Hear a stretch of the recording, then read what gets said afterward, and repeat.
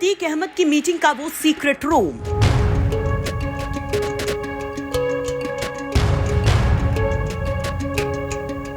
अतीक अहमद की वो ऐशगाह, जहां होता था मुजरा। आज खुलेंगे कई और राज। यूपी तक पर आप देखेंगे अतीक का वो साम्राज्य जिसमें शौक, सियासत, दहशत का सन्नाटा सब था। यह अतीक का वो दफ्तर है जहां पुलिस ने छापेमारी की।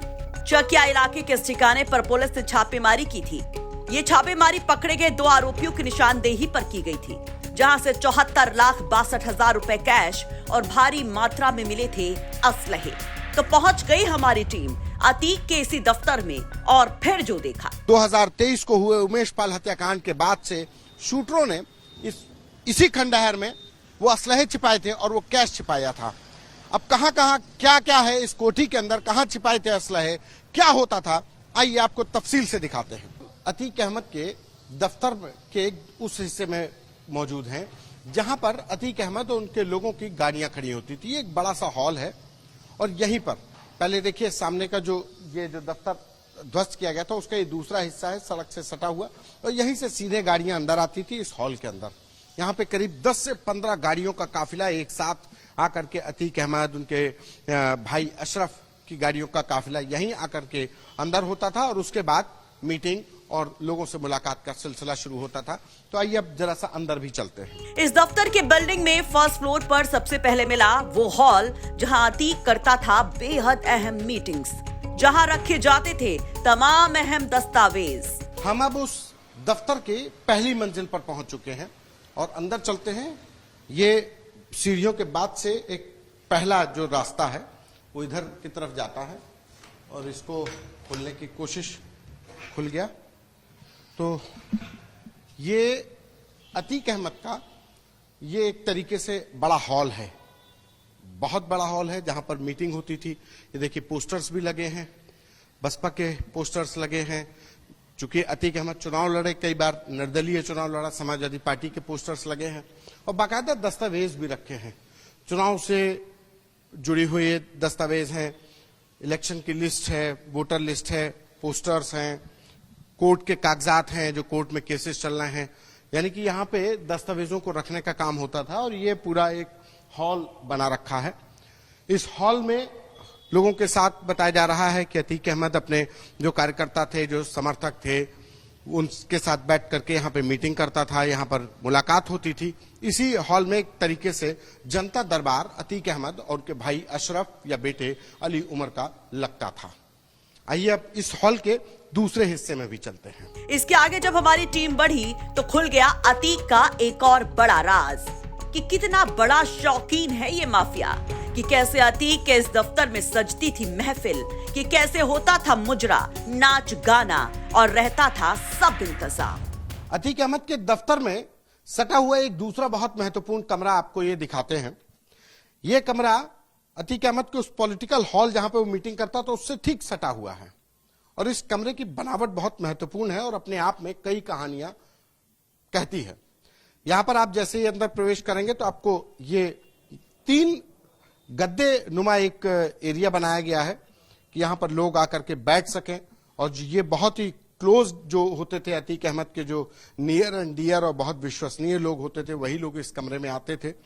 और सबसे अहम बात कि इस कमरे की आवाज बाहर नहीं जा सकती। ये हम खुद आपको बताते हैं कि हम जब हॉल में थे तो हमारी आवाज खुद गूंज रही थी, लेकिन यहां पर आवाज नहीं गूंज रही है। और बाकायदा इसका इंतजाम कैसे किया गया, देखिए फ्लोर को भी एक तरीके से साउंड प्रूफ रखा गया, अंदर हार्ड फ्लोरिंग नहीं रखी गई है। वहीं दूसरी तरफ यहां पर जो लोग आते थे उनके लिए एक आलीशान गद्दा है। ये आज भले ही सालों से यूज नहीं हुआ है तो गंदा, लेकिन ये गद्दा देखिए आपको हम ये दिखाते हैं। ये गद्दे यहाँ पे लगाए गए थे, मोटे गद्दे हैं। कहा जा रहा है कि ये अतीक अहमद की ऐशगाह होती थी। यहाँ पर जब वो बहुत खुश होता था तो उसके लोग यहाँ पर आते थे, महफिल सजती थी, उस महफिल में मनोरंजन का हर इंतजाम होता था। चर्चा तो यहाँ तक है इस कमरे में अतीक अहमद मुजरा भी देखता था, उसके लोग उस मुजरे का आनंद भी लेते थे। ये तब होता था जब अतीक अहमद बहुत खुश होता था। अब हम इस कमरे से दूसरे हिस्से में चलते हैं। तो अतीक के इस ऐशगाह के बगल में मिला एक और कमरा जहां बनती थी राजनीतिक रणनीति। ये कमरा एकदम ऑफिस स्टाइल में बनाया गया था। अतीक अहमद के इसी दफ्तर में एक और हिस्सा होता था। वो हिस्सा उसके अपने जो विश्वसनीय लोग होते थे, चाहे वो वकील हैं या राजनीतिक रणनीतिकार, उनके लिए ये एक कमरा होता था। वो जो पॉलिटिकल हॉल था जहां पे मीटिंग्स होती थी, ये एक अलग कमरा है। ये इस कमरे में देखिए पूरा दफ्तर नुमा ये कमरा बनाया गया है। अलमारियां हैं, दस्तावेज भी फैले हुए हैं, जिसमें अतीक अहमद की तरफ से देखिए ये शायद एप्लीकेशन है बाकायदा। हाँ, ये एप्लीकेशन ही है।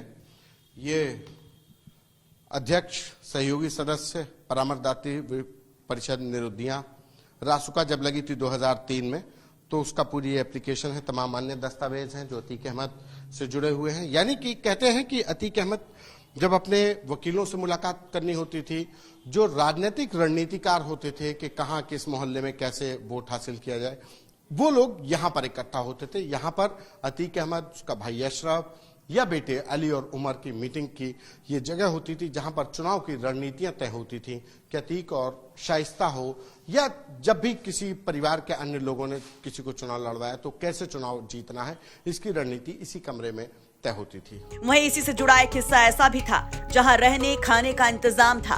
अतीक के गुर्गे यहाँ रहते थे और कभी कभी अतीक भी यहाँ टिकता था। अब अतीक अहमद के दफ्तर के अब हम दूसरे हिस्से में चल रहे हैं। ये एक कहा जा रहा है कि दफ्तर के हिस्से के बाद ये रहने वाला या रिहायशी हिस्सा है। यहाँ पर आपको किचन भी दिखाई पड़ेगा, कुछ लोगों के रहने के कपड़े भी फैले हुए हैं, और ये एक हॉल है बाकायदा। यहाँ पर देखिए इस हॉल, ये छोटा सा कमरा है, शायद ये बेडरूम या ड्रेसिंग टेबल भी बाकायदा ये कपड़े रखे गए हैं। जो लोग रहते थे, महिलाओं के कपड़े हैं, बच्चों के भी कपड़े हैं, तो बाकायदा रखे गए हैं। तो ये है इस तरीके से, और इससे सटा हुआ ही ये किचन भी है। ये अब हम आपको ये किचन दिखाते हैं। ये किचन है, इस यानी कि इस पूरा हिस्सा ये किचन का हिस्सा है, जहाँ पे खाना बनता था। जब भी अतीक के लोग जो समर्थक थे, उनके खाने पीने का इंतजाम होता था, तो इस किचन से ही खाना बनता था और फिर वो लोग यहाँ पर रुकते थे। और इसके बाद इस हिस्से का एक बहुत महत्वपूर्ण भाग ये है कि ये आपस में कनेक्टेड हैं। हमने जहां से आपको इस पूरी इमारत के बारे में बताना शुरू किया था, जिस सीढ़ी से, हम फिर उसी जगह पर आ गए हैं। तो जैसे जैसे उमेश पाल हत्याकांड में जांच आगे बढ़ रही है, वैसे वैसे अतीक के राज खुल रहे हैं। आपको बता दें कि परसों पुलिस ने 5 लोगों को गिरफ्तार किया था, जिसमें 2 कैश अहमद और राकेश कुमार, दोनों अतीक के बेहद करीबी, जो उसके साथ करीब 16 साल से थे। उनकी निशानदेही पर इस ठिकाने पर पुलिस पहुंची थी। वैसे ये भी जान लीजिए कि मायावती के शासन में अतीक के इस ठिकाने को तोड़ा जा चुका था, जिसे अतीक ने फिर से खड़ा कर लिया था। फिर योगी सरकार में से ढहाया गया, लेकिन उसके बाद भी इसमें बैठकें होती रहीं, और कहा जा रहा है कि उमेश पाल हत्या की साजिश भी इसी खंडहर से रची गई थी। प्रयागराज से संतोष शर्मा की रिपोर्ट, यूपी तक।